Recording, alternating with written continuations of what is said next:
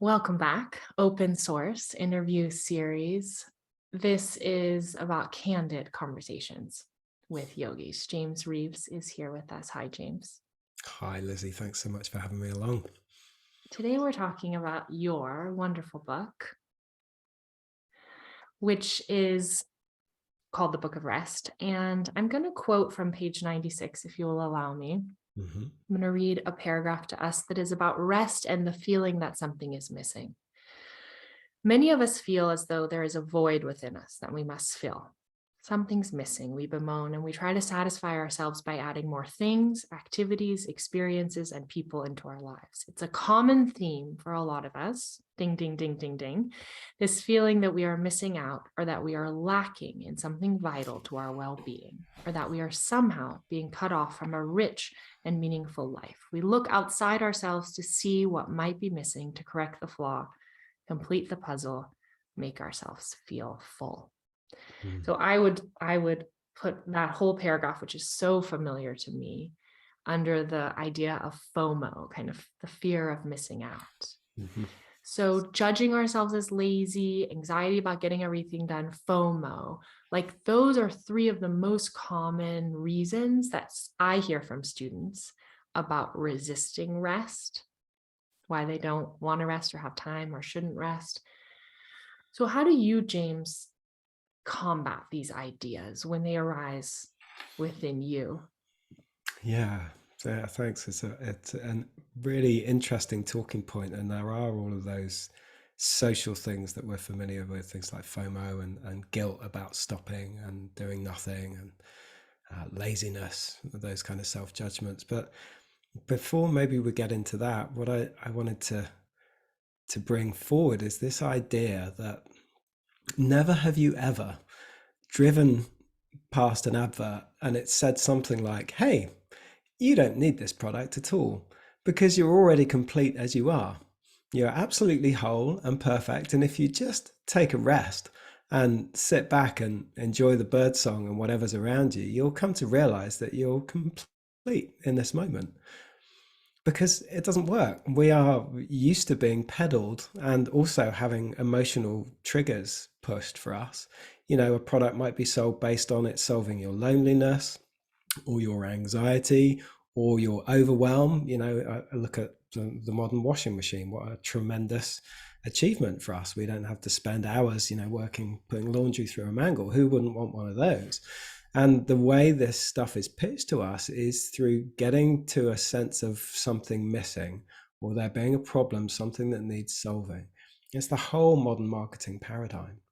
So it's very anti-culture to say, hey, have you noticed that some of your happiest times, I mean, let's take this as an example. How many people work their fingers to the bone to get away for a 2-week holiday?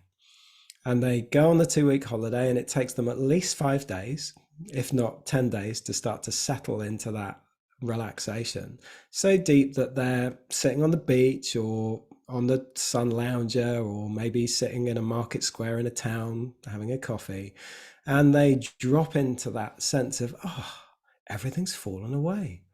I don't feel like I've got to get anywhere or do anything. There's nothing missing. This moment feels absolutely complete. And then inevitably we go back and do the other 50 something weeks of the year to get back to that experience. But what if that was available to you in any moment? And here's the painful truth: is it absolutely is.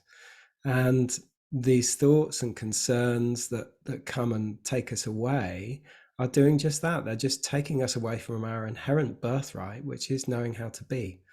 And it's a kind of shame and a suffocation in some ways that we struggle with that so much, yet it's so natural. I think it's so within society that that we've been told that story perennially. There's something missing, there's something lacking, and you're going to miss out, or you're going to be behind the curve, or there's this new thing that's going to make your life better, and when you have it you will be complete. Yeah, I think what you're saying, which completely resonates with me, is that we have an underlying anxiety, a sense of maybe from our animal nature, a sense of vigilance or paying attention or feeling, okay, I gotta keep everyone safe. And then the explanation that we come up for that is, okay, it's, if I just get all these emails done, then I'll feel good. If I just um, make a certain amount of money this month, then I'll feel good. If I just buy a house, if I just buy a bigger house, if I just buy a car and bigger car. So it's that kind of the moving target nature, the if then. Can you talk a little bit, you mentioned it in an earlier conversation, can you talk a little bit about that if then construction that so many of us hear? It's like an inner conditioning that we have about, if something on the outside changes, then that's when I'm going to feel good, better, settled on the inside. Yeah, well, it's very human, isn't it? I've heard it spoken about anecdotally that regardless of whether you're a multimillionaire or whether you're working the absolute lowest pay grade possible, you're always going to think that if I have 30% more, I'll be happy. And it comes down to human security. Now, we all have to recognize some of us are insecure. We don't have enough. We may not have enough income. We may not have enough food in our cupboards. Maybe we're concerned about heating our homes this winter. They're real life concerns. I'm not dismissing that they're there and that they need tending to and responding to. But the idea that you'll be happier then, I mean, you might be a bit warmer and your belly might feel full up. Those kind of basic human needs, yeah, we absolutely have to meet. But once they are met, and for most of us, they are met to some degree, then what else do we need? And we start to go down this track, like you say, of kind of endlessly looking for the next thing that's going to lead us to feeling complete. Yet the acquisition of it never actually fulfills the ideal. So I mean, you take a to-do list. I've got a pile of them just down here off camera. I'm always scribbling down things to do. And for a long time, I used to run this fantasy that when I get it all done, the day that that to-do list is, all ticked, or on the days that I get everything ticked off with a few smiley faces next to them, and I'm a good boy and I do the difficult things first, and then I'll be complete. And guess what happens? Within half an hour of that, I think, oh, I got to do that thing tomorrow, and you start populating a new to-do list. Never ever get it done. And you never ever have an experience that fills you up and makes you feel complete forever. So that, if we talk about FOMO for a moment, that sense of fear of missing out, okay, so if we respond to it and we go and do the thing that we'll feel like we're missing out on, and we have a great time, which kind of bolsters that sense of, oh, well, it was right to respond to that. When we look at it in a more rounded way, we can recognize that, okay, we got the fulfillment, and how long did it last before it trickled away into the next thing? So we're constantly then oscillating and, finding the thing, coming to the peak, and then ultimately it fades and we're going for the next thing. So we're very up and down, we might say. But if you've ever sat and meditated and watched your thoughts, or if you've ever laid down to rest and noticed how noisy it is within yourself, all these different changing, coming and going emotions and thoughts and feelings and memories and images, they're all coming and going, yet something in you is watching them. Something in you that may not even be you is this steady, quiet essence of observing presence. When you really explore it, you realize that it's not limited to just here. There's not necessarily just me, but there's a sense of kind of a deep container that's aware of every movement of life. And what we're able to do is we're starting to point towards that when we let go of the idea that when I get to such and such, I'll be happy, or I'll be complete, or I'll be fulfilled, or, life will be wonderful. And it's not to say that we can't go on all of these magical adventures and have lovely holidays. And, please don't hear that I'm dismissing the value of having adventures in life or getting a new washing machine, because they're all important things to do.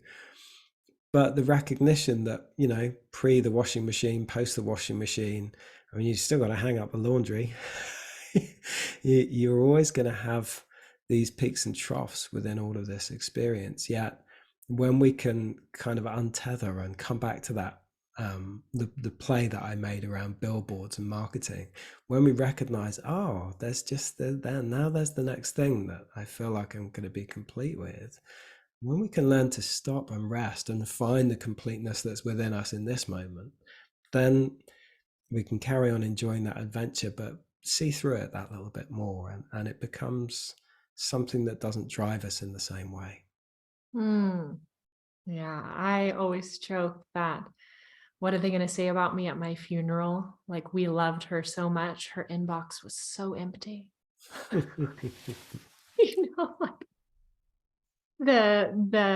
can you talk to us a little bit about, because I think about it, I have little ones, and mostly I work in the morning when they're at kindergarten. And then I try to hold my afternoons. I'm very lucky because I work for myself. So I sort of hold my afternoons conceptually as, that's my work-life balance. The mornings are for work, and then the afternoons are for life. So I'm usually with my kids, or, once in a while I'll have a babysitter or something. And then I will go meet a friend for a coffee or a glass of wine, or or I'll go grocery shopping, or I'll go to the dentist, or the afternoons is life and the mornings is work, as opposed to feeling in the afternoon at 3 o'clock when I'm just sort of annoyed and bored with my kids, then feeling like I should work now.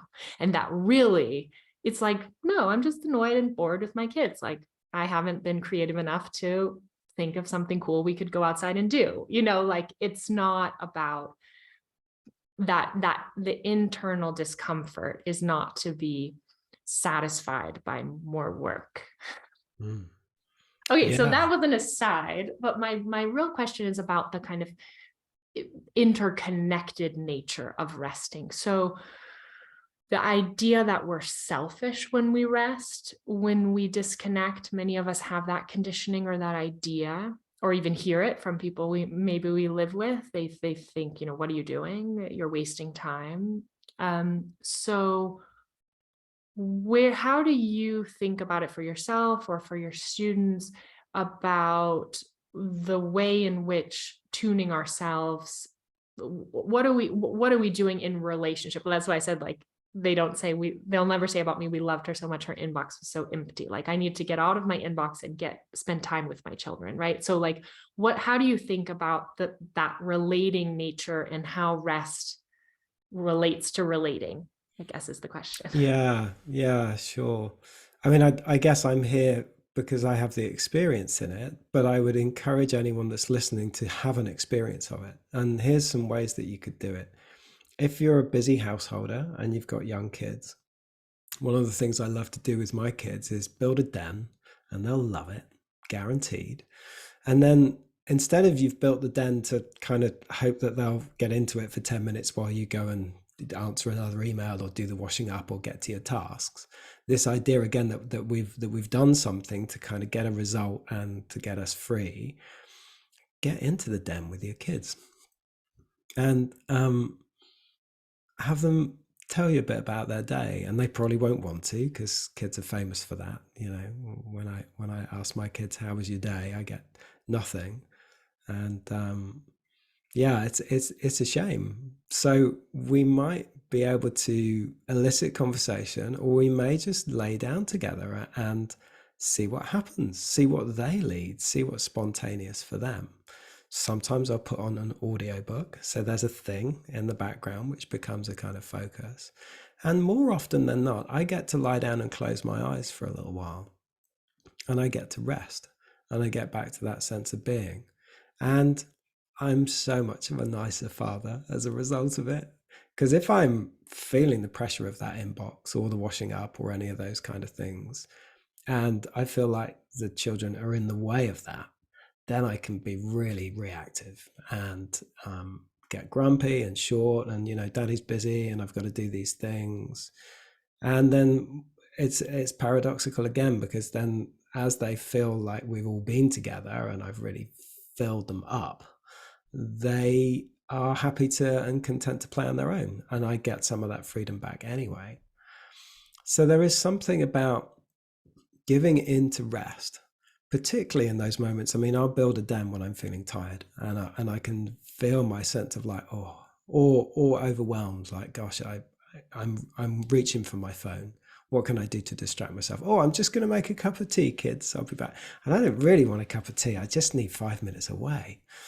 But actually, when I lean in with them and create something that's really restful for me and center my own needs first, then everything kind of rights itself and feels really sweet again.